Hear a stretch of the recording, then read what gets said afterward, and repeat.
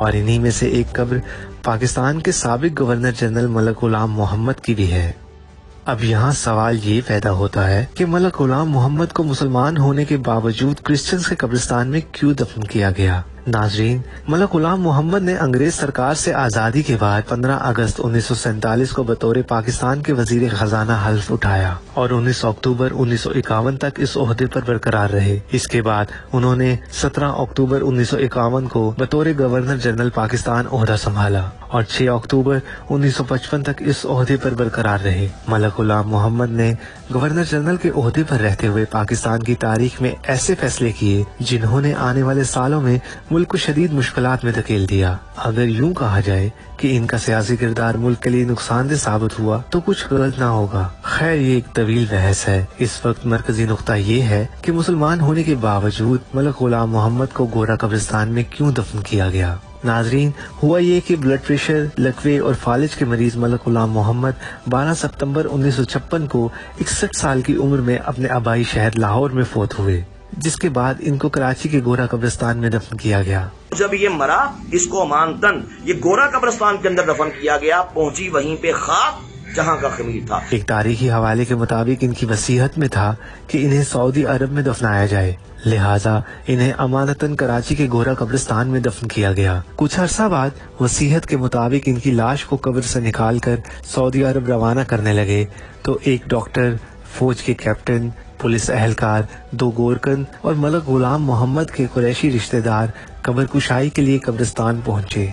गोरकन ने जैसे ही कब्र खोदी और तख्ते हटाए तो ताबूत के गिर्द एक सांप चक्कर लगाता दिखाई दिया। गोरकन ने लाठी से इस सांप को मारने की कोशिश की मगर वो हर वार से बच गया। पुलिस के सब इंस्पेक्टर ने अपनी पिस्तौल से 6 गोलियां दाग दी मगर सांप को एक भी गोली न लगी।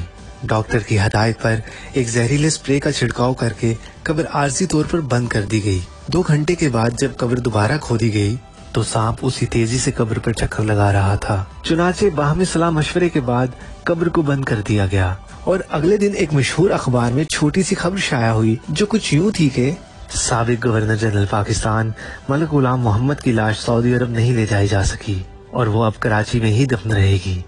नाजरीन, मलक गुलाम मोहम्मद की लाश दुनिया में ही इबरत का निशान क्यों बनी और इन्हें मुसलमानों के कब्रिस्तान में जगह नसीब क्यों नहीं हुई।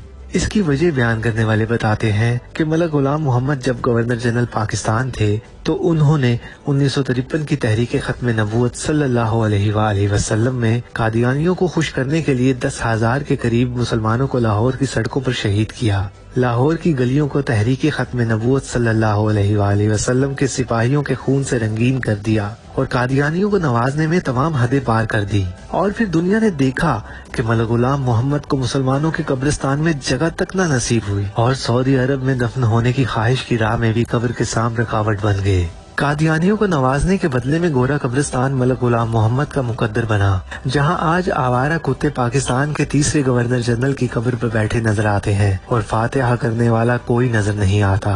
लोगों ने हमें बताया कि यहाँ इस कब्र के ऊपर, कब्र के साइड पे ये आप देख सकते हैं, ये गिरदोनवा, यहाँ पे सारे कब्रिस्तान के कुत्ते आके यहाँ पे गुस्ताखे रसूल की कब्र पे पेशाब करते हैं, इस मर्दई नवाज की कब्र पे पेशाब करते हैं और दुनियादारों को बताते हैं कि लोगों जो अल्लाह के नबी की इज्जत पे हमला। मलक गुलाम मोहम्मद की कब्र का हाल तो दुनिया ने देखा, लेकिन इनकी अमरीकी सेक्रेटरी ने एक इंटरव्यू में ये इंकशाफ भी किया कि जब वो आखिरी सांसें ले रहे थे तो इनके मुंह से ऐसी चीखें निकलती थी कि सुनने वाले दहल कर रह जाते थे। का ऐसा अजाब आया।